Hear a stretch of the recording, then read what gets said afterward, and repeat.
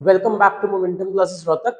सो ये हमारी NCERT series करेगा बेटा chapter number 8 that is heredity. एक ऐसा चैप्टर जो कि 50% हमारे सिलेबस से डिडक्ट हो चुका है। Earlier it was known as heredity and evolution. Evolution वाला कांसेप्ट पूरा ही कैंसिल आउट हो चुका है हमारे सिलेबस से।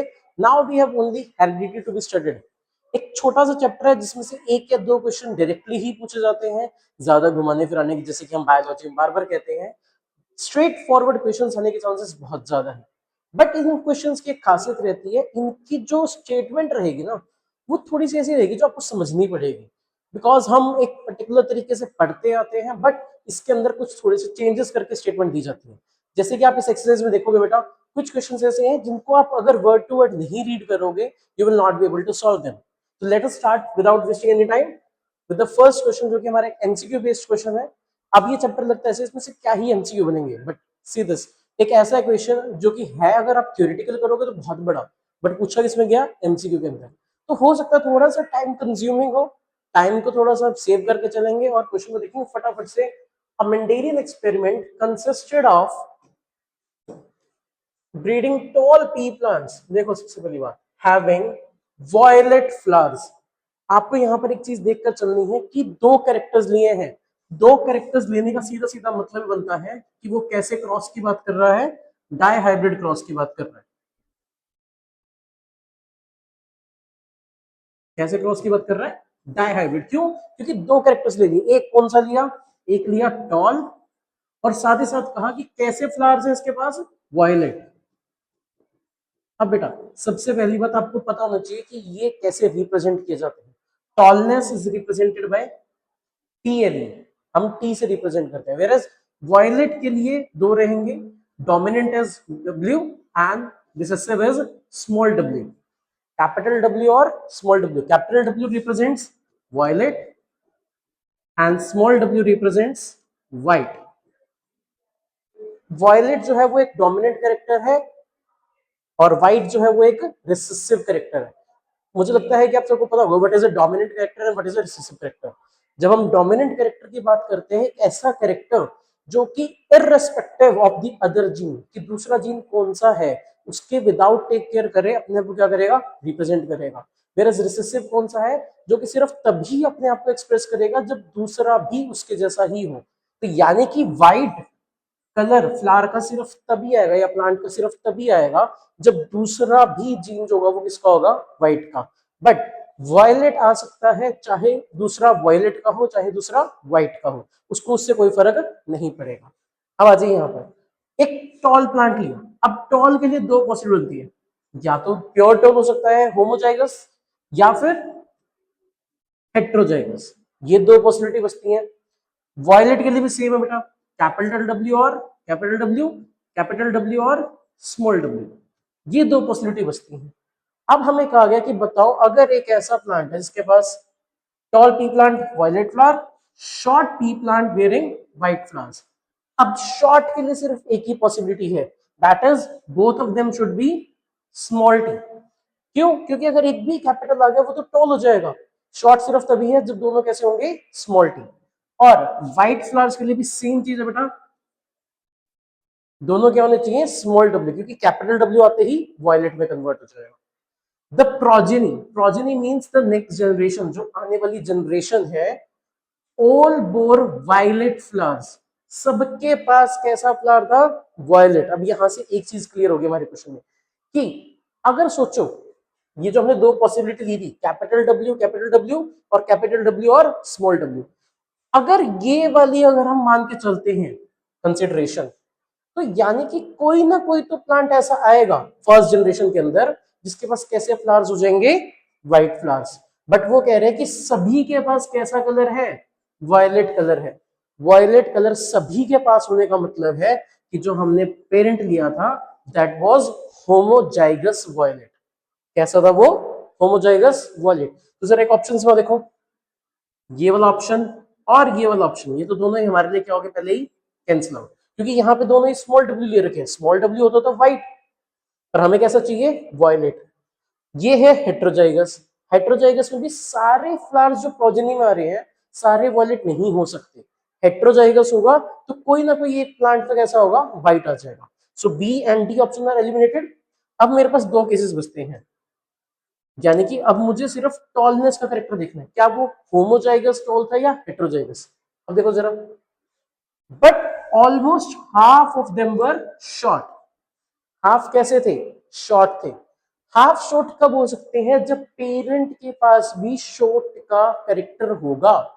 अगर पेरेंट ही हमारा होमोजाइगस हो जाता तो सारे के सारे, जैसे मैंने आपको वॉयलेट में बताया बेटा, अगर होमोजाइगस वॉयलेट ने क्यों लिया? क्यों? बिकॉज हमें सारे के सारे वॉयलेट चाहिए थे।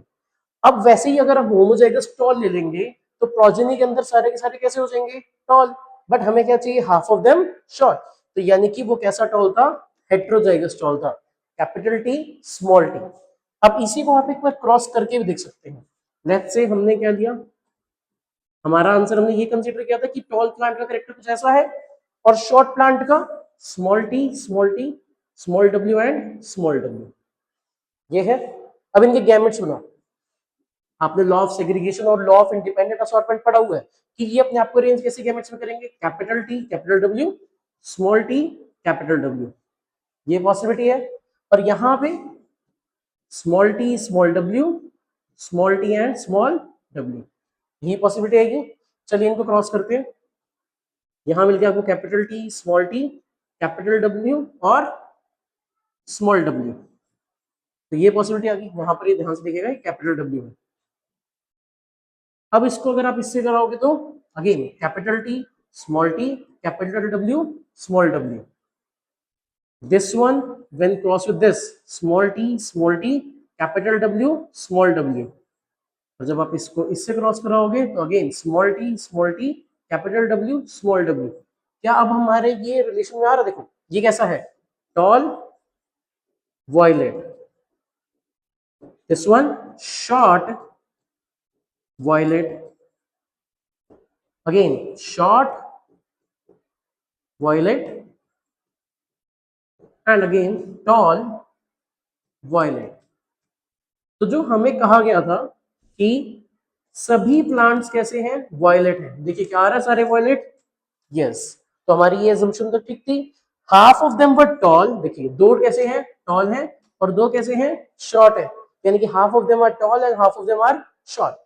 तो हमें जो क्वेश्चन में पूछा गया था, क्या हमारी सारी कैरेक्टरिस्टिक इन दोनों से हो रही है? और हमसे पूछा क्या गया था कि टॉल वाला जो प्लांट है उसका जेनेटिक मेकअप कैसे रहेगा, कैसे वो बना होगा? That will be heterozygous tall and homozygous violet. इसी वजह से हमने जो हमारा करेक्ट ऑप्शन टिक किया वो कौन सा था? Option number C. हम जनरली जब अपनी स्कूल्स में स्टडी करते हैं, क्लास में स्टडी करते हैं, हमें बार बार हैबिट रहती है राउंड और रिंकल्ड या फिर टॉल और शॉर्ट, इन्हीं की स्टडी करते हैं। बट यहां पर हमारे साथ क्या किया गया? टॉलनेस के साथ कलर दे दिया वॉयलेट और व्हाइट का। तो कोई फर्क नहीं पड़ता, सेम वही तरीका रहता है मोनो हाइब्रिड क्रॉस का भी और डाई हाइब्रिड क्रॉस का भी। इट्स जस्ट कि आपको जीन्स चेंज करके चलनी है। आई होप सो कि क्वेश्चन समझ आ गया होगा। The correct option is C. चलिए बेटा एक बार देख लीजिए इस क्रॉस को कैसे करना है। चलिए नेक्स्ट क्वेश्चन। अब हमारा एक सब्जेक्टिव क्वेश्चन आ गया इसमें। A study found that light colored eyes are likely to have parents with light colored eyes। वो कह रहे हैं कि मान लीजिए कोई चाइल्ड है और उसकी आईज कैसी हैं? Light coloured. तो ये कह रहे हैं कि ऐसा माना जाता है कि जो पेरेंट्स होंगे they will also have light coloured eyes. ऐसा माना जाता है कि चाइल्ड के पास अगर लाइट कलर्ड आईज है तो उसके पेरेंट्स के पास भी क्या होंगी? Light coloured eyes. On this basis, इसके आधार पर, can you say anything about whether the light I colour trait is dominant और रिसेसिव? क्या आप इससे ये पता लगा सकते हो कि जो लाइट कलर है वो डोमिनेंट है या रिसेसिव? देखो बेटा, एक चीज हमेशा याद रखना, जब भी हमें करेक्टर्स को देखना होता है कि वेदर दे आर डोमिनेंट और रिसेसिव, तो हमें एक चीज स्टडी करनी होती है कि पेरेंट से F1 जनरेशन और F1 जनरेशन से F2 जनरेशन, यानी कि to determine whether any colour is dominant और रिसेसिव, और कलर भी छोड़ो, एनी ट्रेट इज डोमिनेंट और रिसेसिव, आपको मिनिमम 3 जनरेशंस की रिक्वायरमेंट है। Parents, first generation and after that second generation. तो without having the information of 3 generation, इन्होंने क्या किया, हमें पेरेंट्स के बारे में बताया, बिल्कुल सही, फर्स्ट जनरेशन चाइल्ड के बारे में बताया, बिल्कुल सही, but do we have any information regarding the second generation? The answer is no, हमारे पास सेकंड जनरेशन के रिगार्डिंग कोई भी इंफॉर्मेशन नहीं है। और अगर सेकंड जनरेशन के रिगार्डिंग कोई इंफॉर्मेशन नहीं है तो हम कभी नहीं बता सकते whether that trait is dominant और रिसेसिव। आई होप सो कि ये चीज क्लियर होगी। तो इसका आंसर अब ये ट्रिक क्वेश्चंस के अंदर काउंट होता है, क्यों? क्योंकि वो पूछ रहा है कि बताओ डोमिनेंट है या रिसेसिव, और हम आंसर क्या देके चल रहे हैं, we don't have the exact information. तो अब इसका आंसर कैसे लिख कर आओगे, as it is subjective question, तो क्या करोगे, टू डिटरमाइन, इसको थोड़ा सा कम करते हैं, चलिए, to determine whether any character is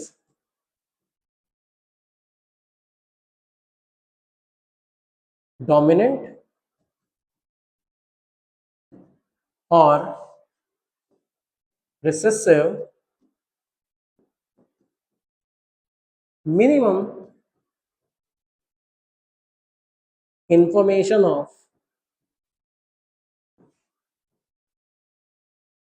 3 generations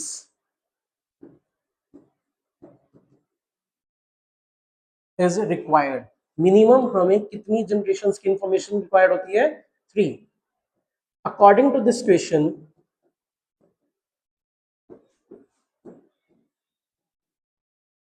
only information about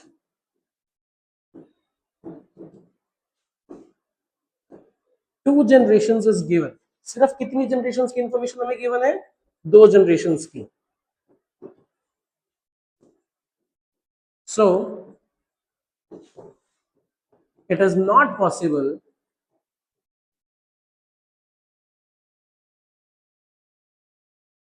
to tell whether light color eye is dominant और रिसेसिव। तो ये पता लगा पाना कि लाइट कलर आई डोमिनेंट है या रिसेसिव है, वो हमारे लिए इस इंफॉर्मेशन से पॉसिबल नहीं है। क्यों? क्योंकि मिनिमम हमें 3 जनरेशन की इंफॉर्मेशन मिलना जरूरी है, but here we have only information regarding 2 generations. So आपका ये रहेगा पूरा क्वेश्चन। एक बार जल्दी से देख लीजिए इसको, स्क्रीनशॉट ले लो बेटा इसका। चलिए नेक्स्ट क्वेश्चन की तरफ बढ़ते हैं। Our next question is outline a project to find the dominant coat color in dogs। Basically dogs का कलर कैसा रहता है, डोमिनेंट ट्रेट कौन सा है, हमें उसके लिए क्रॉस करके दिखाना है। तो चलिए इस क्वेश्चन को सिंपल से तरीके से करेंगे। Let us take an example.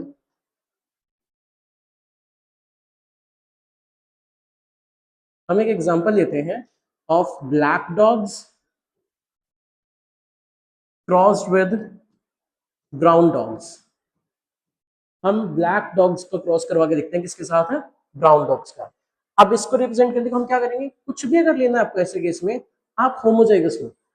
Black dog का जेनेटिक मेकअप क्या रहेगा, capital B and capital B, whereas brown dogs का क्या रहेगा, small b and small b. ये इनका जेनेटिक मेकअप रहेगा। अब जब आप इसको क्रॉस, इसके गैमेट्स बनेंगे, क्या बनेंगे, अगेन लॉ ऑफ सेग्रीगेशन रहेगा कि गैमेट्स बनने के टाइम पर दोनों जो जीन्स है they will separate. Similarly here also both the genes will separate। अब जब आप इसको क्रॉस कराओगे, capital B small b, capital B and small b, again capital B small b, capital B and small b. तो हमने जब first generation, देखो ये कैसी जनरेशन होगी, फर्स्ट, और ये कैसे थे, पेरेंट्स। तो यहां पर सारे के सारे डॉग्स कैसे आए, ब्लैक, सभी डॉग्स ब्लैक कलर के थे। बस फर्क कितना था, जो हमने पेरेंट डॉग लिया था दैट वाज होमोजाइगस, और यहाँ जो सारे आए that was heterozygous. But as हमने पिछले क्वेश्चन में बात करी, हम 2 जनरेशन से कभी भी आइडेंटिफाई नहीं कर सकते वेदर दे आर डोमिनेंट और रिसेसिव। तो एक काम करते हैं, इस F1 जनरेशन में से 2 डॉग्स को लेकर उनको नेक्स्ट बार क्रॉस कराते हैं। So we have capital B small b crossed with capital B and small b. Again, law of segregation, they will segregate again जब इनको आप क्रॉस कराओगे तो you will get capital B, capital B, capital B, small b, capital B, small b, and last but not the least we have small b and small b. तो यहां पर phenotype कैसा आया?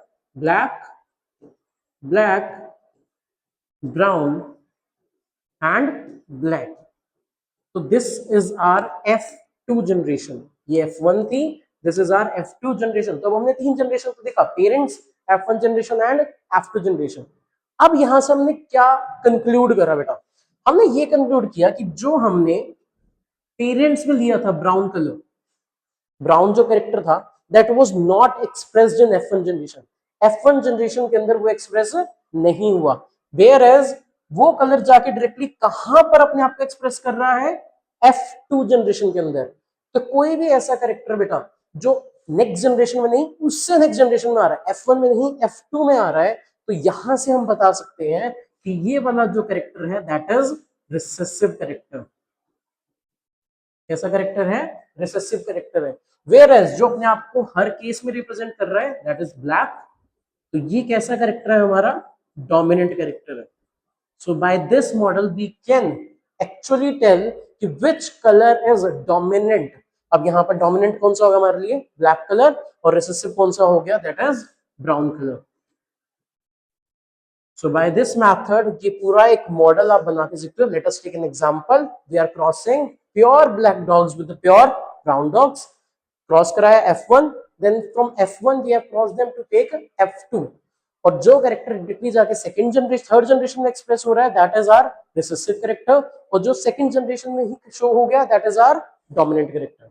अब सेकंड थर्ड में confuse मत होना, F1 क्योंकि पेरेंट्स के बाद वाली जनरेशन है, लिखते हम इसको F1 है, फर्स्ट फिलियल जनरेशन, बट ये है कैसे हमारे लिए? Second generation. सो एक बार देख लो इस क्वेश्चन को ध्यान से। पहले आपने क्रॉस कराया, then we have this one.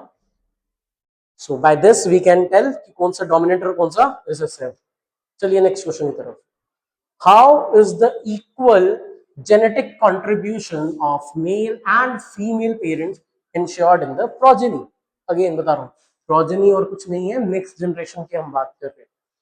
अब हम सबको पता है कि at the time of reproduction a male breeds with a female and they form a new individual. हमने रिप्रोडक्शन के केस में ये डेफिनेशन पढ़ी है। सो कैसे हम पता लगाएं कि मेल जो प्रोजेनी आ रही है उसमें कंट्रीब्यूशन मेल का भी है और फीमेल का भी है?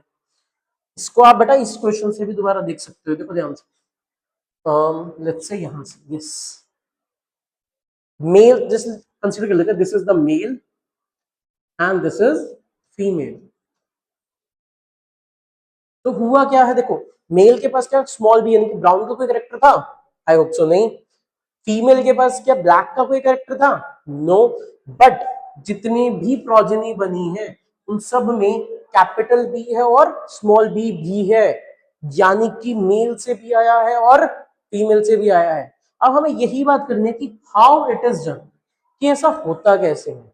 एक बात याद रखना बेटा, हम एक लॉ पढ़ते हैं हमेशा, लॉ ऑफ सेग्रीगेशन।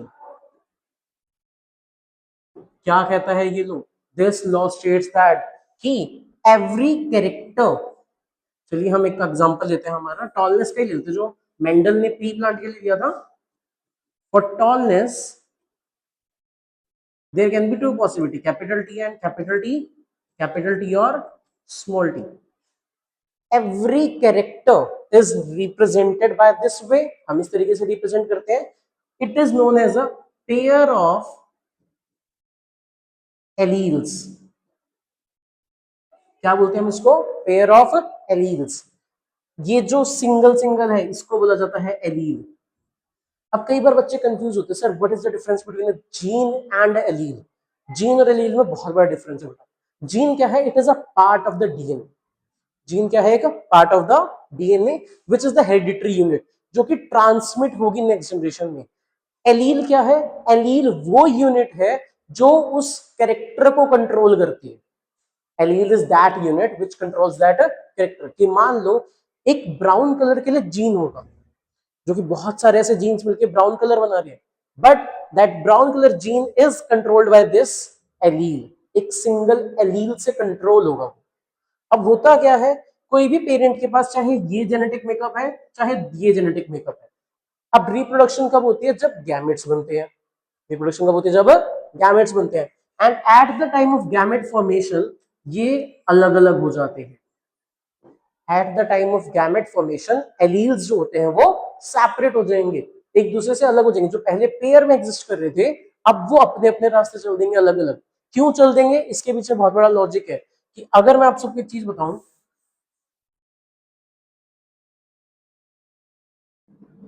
अगर मान लो ये था फादर का और let's say this was the mother. अब अगर ये अलग नहीं होंगे तो जब इनके गैमेट्स बन गए, मान लो ये गैमेट्स के टाइम पर अलग नहीं हुए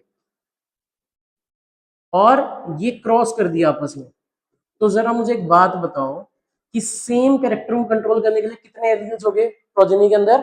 4, which is not possible.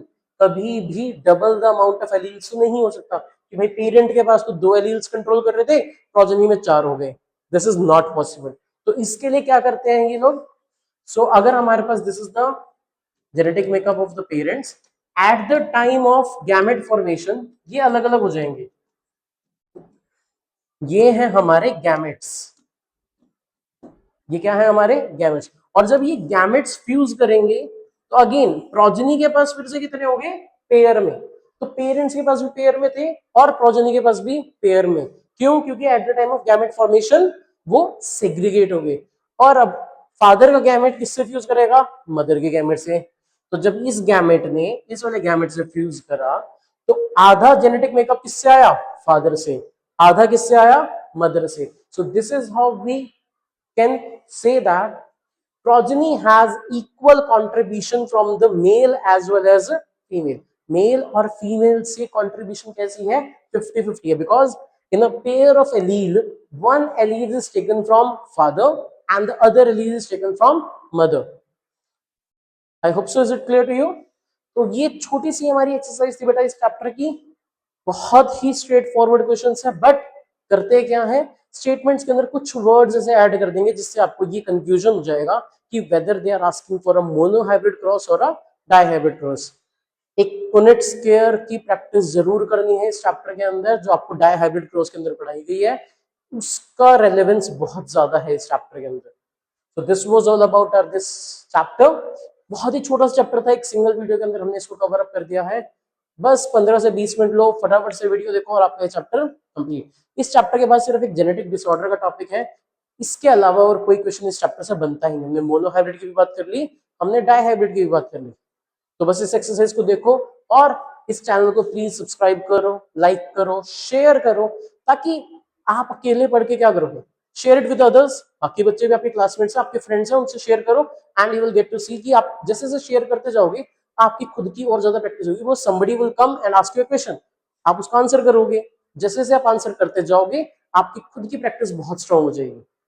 So thank you so much for watching this video. और अगर हाँ यस लास्ट में कोई डाउट आता है please do let it in the comment box. Comment box में लिखोगे, बाकी वीडियोस के कमेंट बॉक्स में लिखते आ रहे हो, इसमें भी लिखो and you will get the solutions of your answer question. Sorry, thank you so much.